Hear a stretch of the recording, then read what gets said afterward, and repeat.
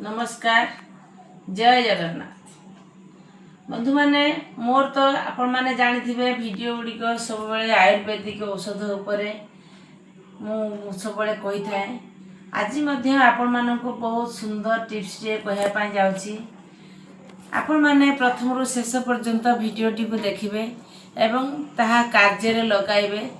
कार्य रे लगाई निश्चित भावे उपशम पाई परिबे। बंधु माने मु आज आपण मानको कहूची केमती मुहर सौंदर्य फेरी आसीबो एवं मुहर चमक दिसिबो सेथि प्रति आपण माने ध्यान देबे।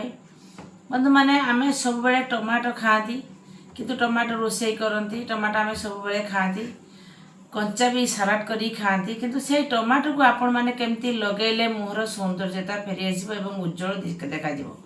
टमाटो को गोटे पीस करी काटी देबे दुई फाळा कर देबे। गोटे फाळा को कोन करिवे मुह सारा सब एमती भलो भाबरे घसीबे। एमती मालिश करने द्वारा मुहर जो मैला जमी थी मैला सब बाहरी जीवो। किछि समय घसिकी 5-10 मिनिट रखीदे तापर ठंडा पानी में मुहटी परिष्कार करके धोईदेवे। देखिए मुहर उज्जवलता केड़े सुंदर फेरी आसीबो एवं जदि मुहर किछि दाग थिबो से दाग मध्य लिभि जीवो। आउ गोटे हूँ बंधु माने जदि आपण माने एलोवेरा जदि आज टमाटर सॉस माने से न लगे पारे एलोवेरा गोटे आनिबे। एलोवेरा जो जेलटा बाहर से जेल करेंगे विटामिन ई रे गोटे कैप्सूल आनिबे ताहाक से मिसाई देबे। मिसाई देकी मुहरे भल भाव एमती मैसेज करेंगे। एमती माने मसाज करने द्वारा माने जो मालिश करने द्वारा देहर माने मुहर जो मड़ी थी ताकू बाहरी जीवो एवं मोर कला दाग कि जब व्रण दाग थाए ताहा लोप पाई मोर सौंदर्यता फेरी आसीबो।